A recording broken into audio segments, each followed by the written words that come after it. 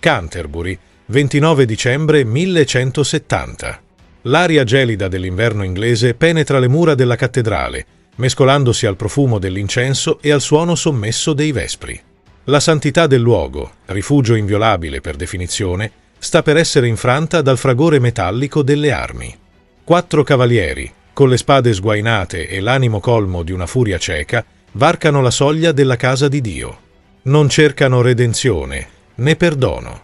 Cercano un uomo che, un tempo, era il più intimo amico del re d'Inghilterra, il suo compagno di caccia, il suo cancelliere più fidato. Ma quell'uomo, Thomas Becket, ora arcivescovo di Canterbury, ha osato compiere l'impensabile, ha anteposto la legge del cielo alla volontà della corona. Quello che sta per accadere sui gradini dell'altare non è solo un brutale assassinio, è l'apice sanguinoso di una lotta titanica tra 2 poteri assoluti, lo Stato e la Chiesa, incarnati da 2 uomini dal carattere d'acciaio, Enrico II, il Plantageneto, e Thomas Becket. Questa è la storia di come un'amicizia fraterna si trasformò in odio mortale, portando al crimine che sconvolse la cristianità intera e fece tremare il trono più potente d'Europa. Per comprendere l'abisso di odio che si spalancò sull'altare di Canterbury nel 1170, dobbiamo prima guardare alla luce che lo precedette. Dobbiamo tornare al 1154, anno in cui il 21enne Enrico II Plantageneto ascese al trono d'Inghilterra. Il regno che ereditava era un cumulo di macerie fumanti, devastato da quasi 20 anni di guerra civile, nota come l'anarchia. Enrico, giovane, energico, con i capelli rossi e un temperamento vulcanico, aveva un compito titanico: ricostruire l'autorità reale e imporre la legge del re su baroni riottosi e confini instabili. Per farlo, aveva bisogno di un braccio destro, di una mente capace di navigare le acque torbide dell'amministrazione quanto quelle insidiose della diplomazia. La trovò in Thomas Becket.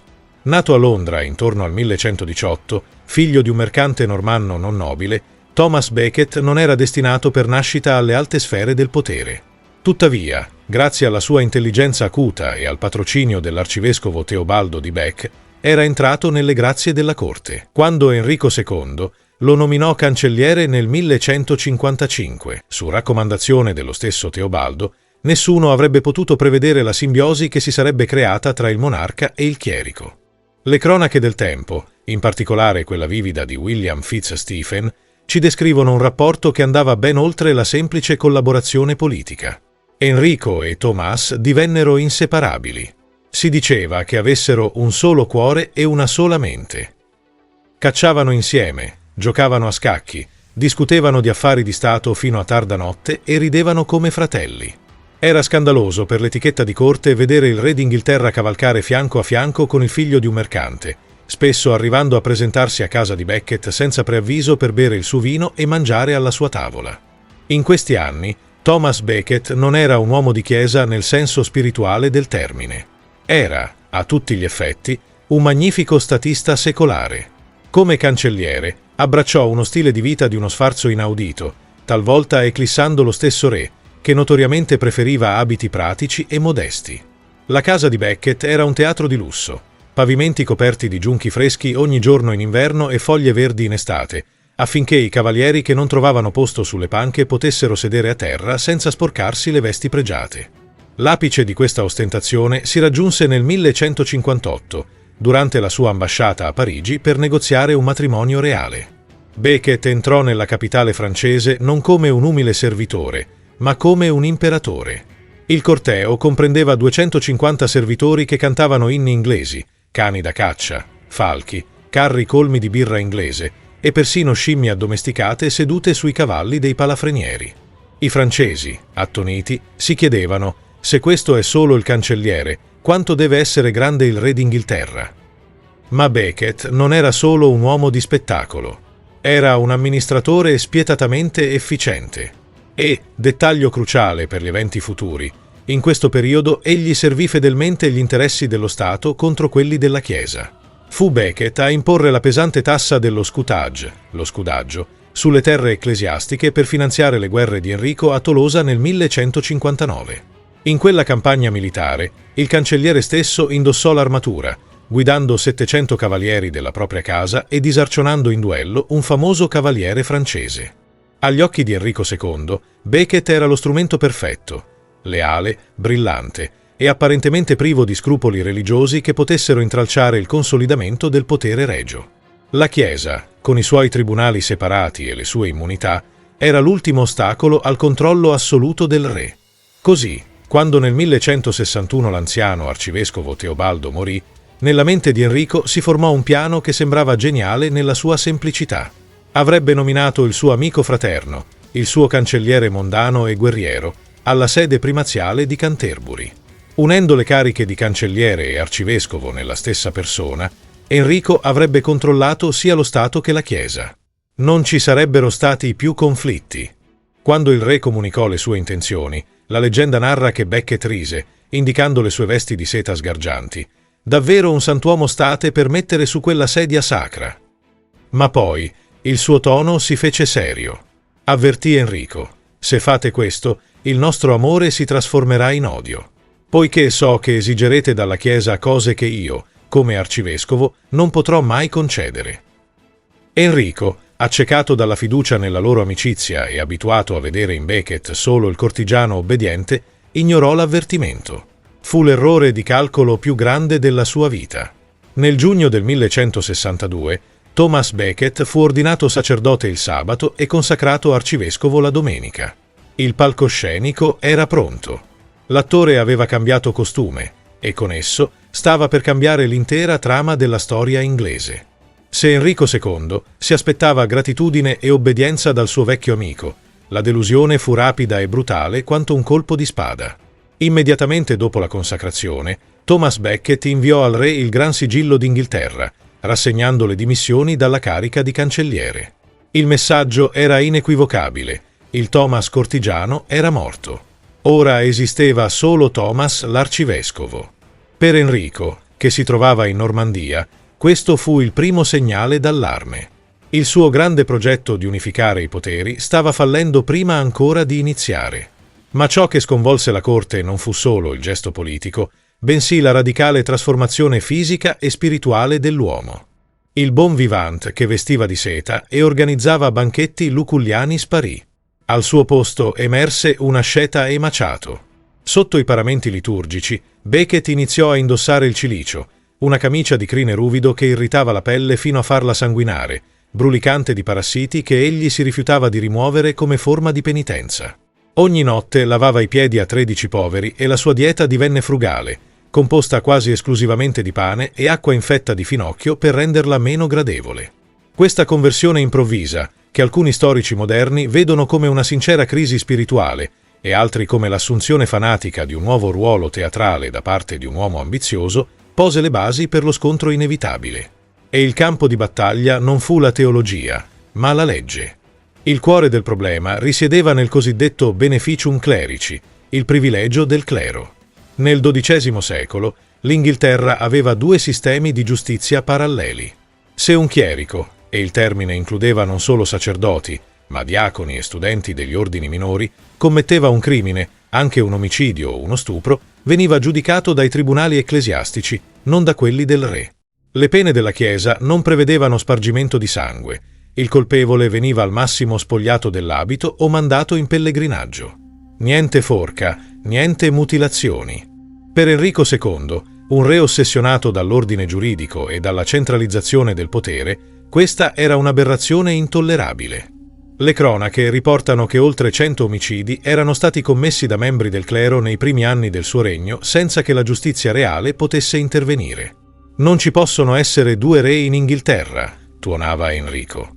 Voleva che i chierici criminali, una volta condannati dalla Chiesa, fossero consegnati al braccio secolare per essere puniti come qualsiasi altro suddito.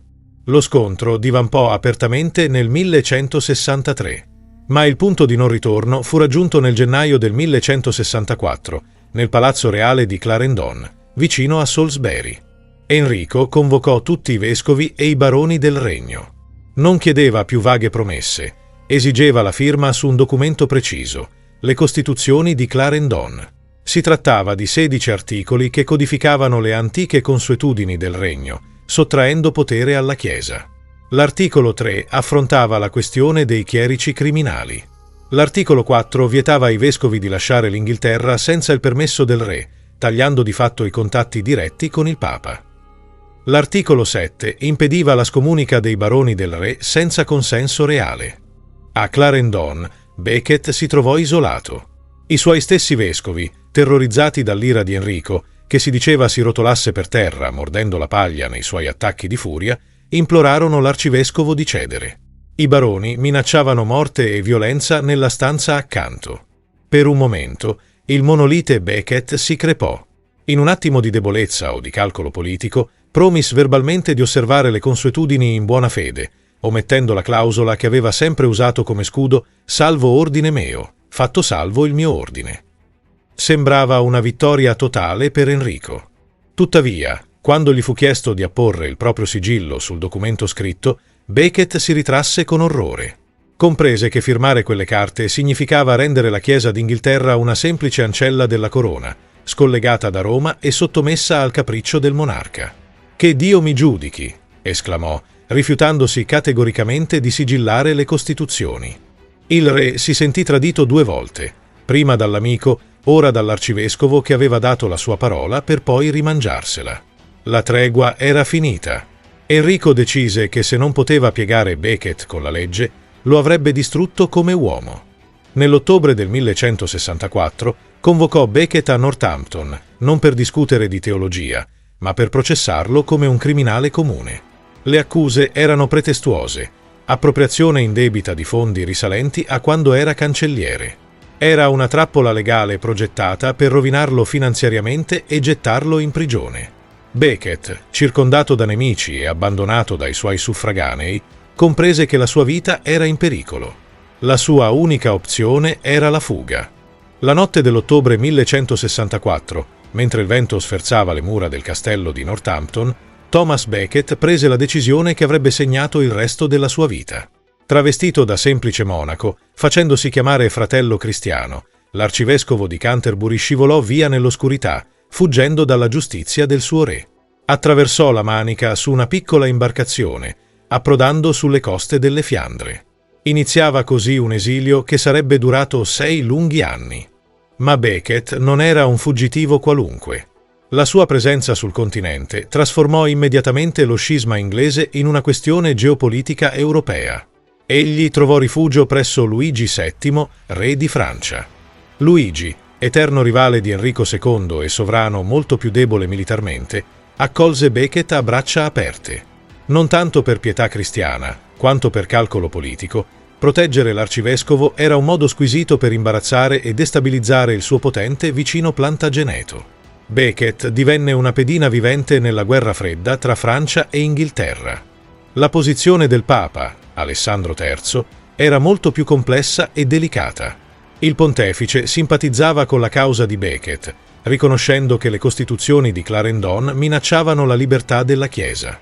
Tuttavia, Alessandro era egli stesso un papa in difficoltà, costretto a fronteggiare un antipapa sostenuto dal sacro romano imperatore Federico Barbarossa. Aveva disperatamente bisogno dell'appoggio politico e finanziario di Enrico II per mantenere la sua posizione.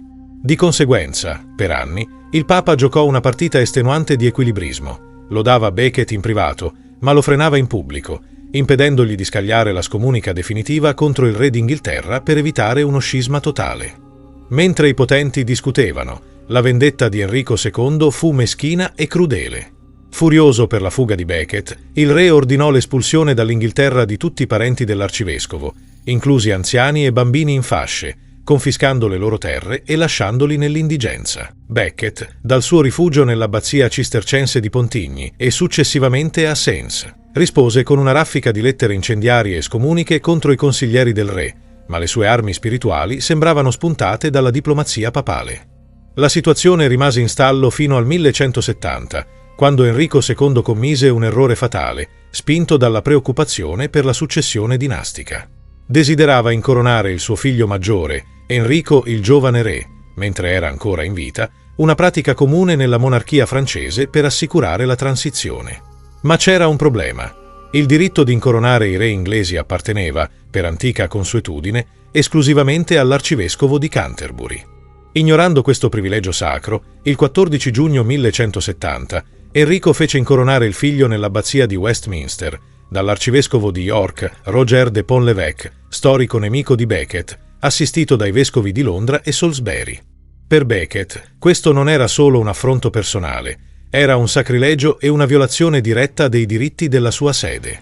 Anche il Papa, ora più sicuro della propria posizione politica, fu scandalizzato e autorizzò finalmente Becket a usare l'interdetto contro l'Inghilterra.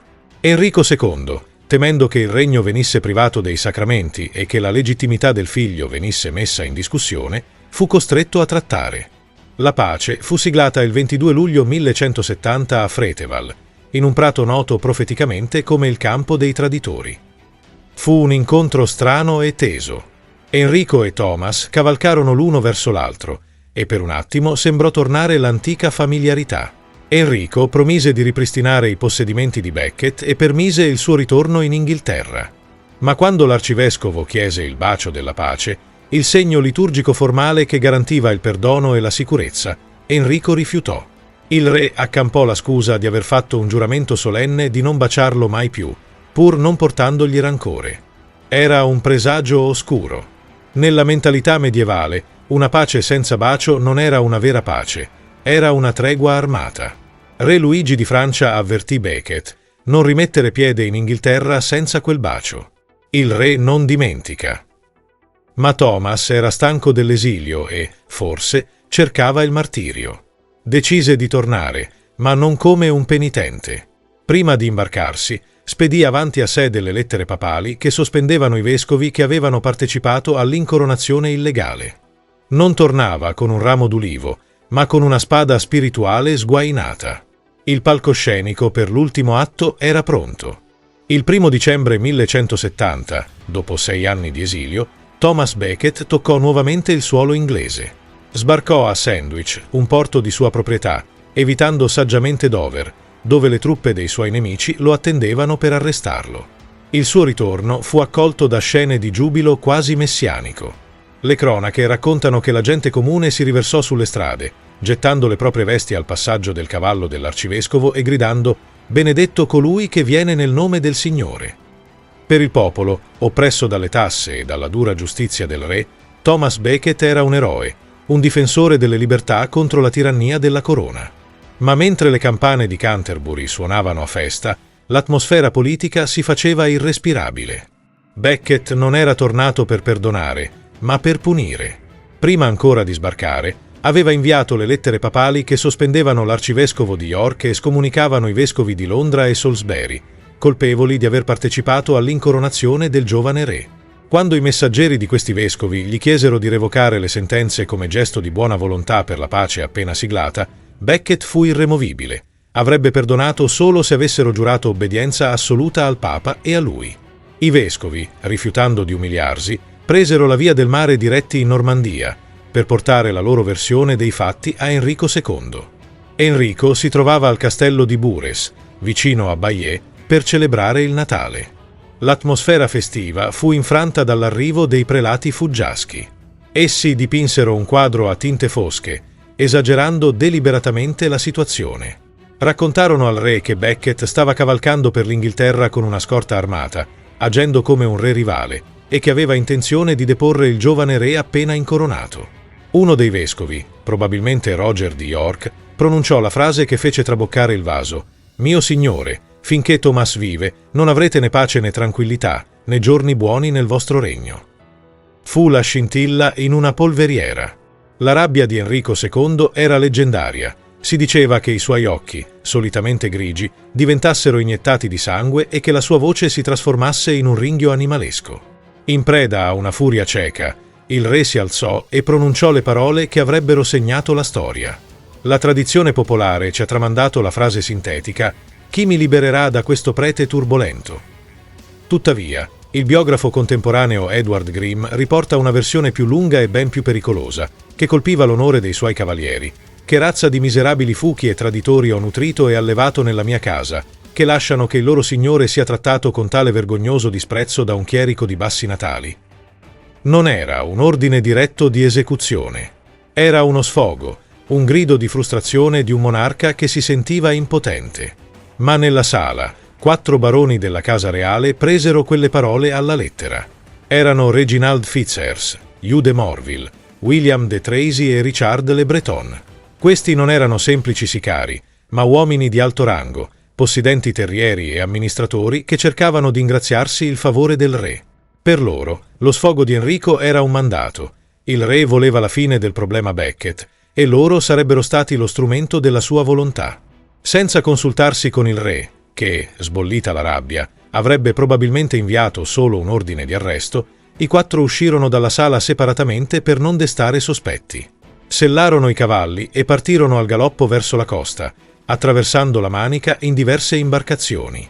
Quando Enrico II scoprì della loro partenza e intuì le loro intenzioni, inviò immediatamente dei messaggeri per fermarli. Ma era troppo tardi. I cavalieri avevano il vantaggio del tempo e la furia del fanatismo. Mentre il re festeggiava il Natale in Normandia, ignaro che il suo destino stava per essere macchiato per sempre, i 4 assassini sbarcavano in Inghilterra, si riunivano al castello di Saltwood, roccaforte dei nemici di Becket, e preparavano le armi. L'obiettivo era Canterbury. La data era il 29 dicembre 1170. È il pomeriggio del 29 dicembre 1170. A Canterbury, il cielo invernale si sta già scurendo, avvolgendo la città in un crepuscolo precoce. Intorno alle 3 del pomeriggio, i 4 cavalieri, Fitzherse, de Morville, de Tracy e le Breton, arrivano al palazzo arcivescovile. Inizialmente, la scena non è violenta.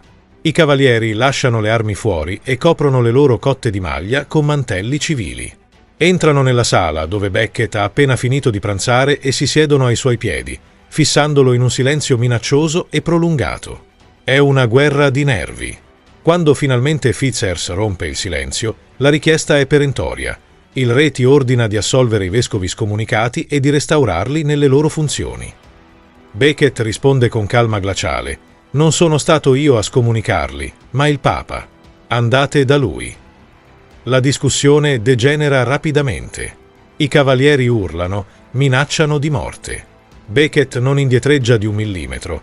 «Non mi vedrete fuggire un'altra volta. Qui mi troverete». I 4 escono furiosi, gridando «Alle armi! Alle armi!». Mentre nel cortile risuona il frastuono dei cavalieri che si allacciano gli elmi e sguainano le spade, all'interno del palazzo scoppia il panico. I monaci supplicano Becket di fuggire, di nascondersi nelle cripte labirintiche, ma lui rifiuta. È immobile, rassegnato o forse determinato a compiere il suo destino. Solo con la forza fisica i monaci riescono a trascinarlo attraverso il chiostro verso la cattedrale, dove i vespri stanno per iniziare. Entrano nel transetto nord della cattedrale. I monaci, terrorizzati, chiudono e sbarrano le pesanti porte di quercia dietro di loro. Ma Becket compie un gesto incomprensibile per chiunque voglia salvarsi la vita. Ordina di riaprire le porte. «Via, codardi, tuona! La Chiesa di Dio non deve essere trasformata in una fortezza. Lasciateli entrare, poiché siamo venuti per soffrire, non per resistere». Le porte si spalancano. Dall'oscurità del chiostro emergono le figure spettrali dei 4 cavalieri, spade alla mano, gridando nel buio della navata: «Dov'è Thomas il traditore? Dov'è l'arcivescovo?» Dalla penombra, vicino a un pilastro, Becket si fa avanti. La sua figura è solitaria, illuminata solo dalle poche candele tremolanti.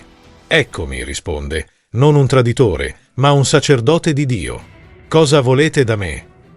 I cavalieri lo circondano. Tentano inizialmente di afferrarlo e caricarlo sulle spalle di William de Tracy per portarlo fuori dalla chiesa, forse sperano ancora di arrestarlo o di non commettere un sacrilegio spargendo sangue nel luogo sacro. Ma Becket è un uomo alto e ancora forte. Si aggrappa a un pilastro e strattona via Fitzherse con tale forza che il cavaliere quasi cade a terra. In quel momento di lotta fisica, l'aura di santità svanisce per un istante e Becket, nel calore dello scontro, insulta Fitzherse chiamandolo ruffiano. L'insulto spezza l'ultima esitazione. Fitzherse alza la spada: «Allora muori!». Il primo colpo viene deviato. È qui che la storia di Edward Grimm diventa toccante. Il monaco alza il braccio per proteggere il suo arcivescovo. La lama trancia il braccio di Grimm e colpisce Becket alla testa, ferendolo ma non uccidendolo. Becket, sanguinante, non cerca di difendersi né di fuggire. Si asciuga il sangue dagli occhi e pronuncia le sue ultime parole. A Dio e a Santa Maria, a San Dionigi e ai santi patroni di questa chiesa, io affido la mia anima e la causa della chiesa. Poi si inginocchia, giungendo le mani come in preghiera. Offre il collo ai carnefici. Il secondo colpo lo fa cadere prono. Il terzo colpo, sferrato da Richard Le Breton con una violenza inaudita, è quello fatale.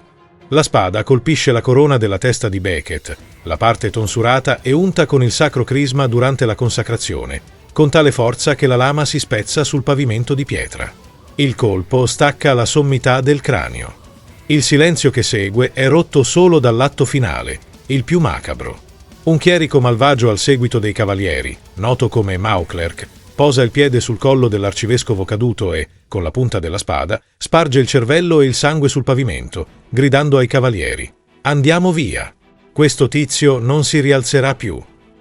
Mentre gli assassini fuggono nella notte, saccheggiando il palazzo nel caos, il corpo di Thomas Becket giace solo, nel buio della cattedrale. Il sangue si mescola alla polvere. Sembra la fine di tutto, la vittoria brutale della forza sulla fede. Ma in realtà, nel silenzio di quella cripta, stava nascendo qualcosa di molto più potente di qualsiasi re. La morte di Thomas Becket non fu la fine dei problemi per Enrico II, fu l'inizio del suo incubo personale e politico. Mentre il corpo dell'arcivescovo veniva preparato per la sepoltura, i monaci scoprirono sotto le sue vesti liturgiche il cilicio, infestato da parassiti, e i segni delle flagellazioni che si infliggeva in segreto. La notizia si diffuse come un incendio. L'uomo che tutti credevano un politico orgoglioso era morto come un santo. La gente comune iniziò a raccogliere il suo sangue in fiale, mescolandolo con acqua. Si parlò subito di miracoli, ciechi che vedevano, storpi che camminavano. In tutta Europa, Becket divenne istantaneamente il simbolo della resistenza contro la tirannia. Nel 1173, appena 3 anni dopo la morte, Papa Alessandro III lo proclamò santo. Fu una delle canonizzazioni più rapide della storia della Chiesa. Per Enrico II, la situazione precipitò. L'indignazione universale lo isolò diplomaticamente. Ma il colpo peggiore arrivò dalla sua stessa famiglia. Nel 1173, i suoi figli, istigati dalla regina Eleonora d'Aquitania e sostenuti da Luigi di Francia, scatenarono la grande rivolta contro di lui. L'impero angioino era in fiamme, invaso da scozzesi a nord e francesi a sud. Enrico, solitamente un uomo d'azione razionale, vide in questa catastrofe la mano vendicativa di Dio e di San Tommaso. Capì che per salvare il suo regno doveva sottomettersi al suo vecchio amico. Nel luglio del 1174, Enrico II tornò in Inghilterra. Appena avvistate le torri della cattedrale di Canterbury, scese da cavallo. Si tolse gli stivali regali e camminò a piedi nudi nel fango e sulle pietre taglienti per le ultime miglia fino alla città, lasciando impronte di sangue sulla strada. Giunto alla tomba di Becket nella cripta, il re d'Inghilterra, l'uomo più potente d'Europa, si spogliò delle vesti e si inginocchiò in mutande e camicia di lana. Lì, di fronte ai monaci di Canterbury, gli stessi che avevano visto il martirio, si fece frustare. 5 colpi da ogni vescovo presente, 3 da ogni monaco. Pianse, pregò e passò la notte sul nudo pavimento di pietra, digiunando. Fu un atto di umiliazione pubblica senza precedenti. Ma, incredibilmente, funzionò. Il giorno seguente arrivò la notizia che il re di Scozia, Guglielmo il Leone, era stato catturato dalle truppe inglesi ad Alnwick. Pochi giorni dopo, la flotta d'invasione francese fu dispersa dai venti. Per i contemporanei non c'era dubbio. San Tommaso aveva perdonato Enrico. La pace era tornata. Tuttavia, la vittoria politica di Becket fu totale. Enrico dovette fare marcia indietro su gran parte delle costituzioni di Clarendon. La Chiesa mantenne i suoi privilegi e l'immunità giudiziaria per secoli, un muro legale che sarebbe caduto solo 350 anni dopo con Enrico VIII. Canterbury divenne una delle mete di pellegrinaggio più importanti della cristianità, attirando fedeli da ogni angolo d'Europa e ispirando l'opera fondante della letteratura inglese, i racconti di Canterbury di Geoffrey Chaucer. La storia di Thomas Becket ed Enrico II rimane, ancora oggi, la più grande tragedia del Medioevo inglese. Ci ricorda che anche le amicizie più profonde possono essere spezzate dall'ambizione e dall'ideologia. Sull'altare di quella cattedrale, il 29 dicembre 1170, non morì solo un uomo. Morì l'idea che lo Stato potesse piegare la coscienza individuale senza pagarne il prezzo. Thomas Becket, il prete turbolento, aveva vinto. Questo episodio fa parte della serie Il lato oscuro del Medioevo. Trovi la playlist nella home del canale. Se ti è piaciuto il video lascia un like, un commento e iscriviti al canale per non perdere i prossimi episodi della serie. Grazie.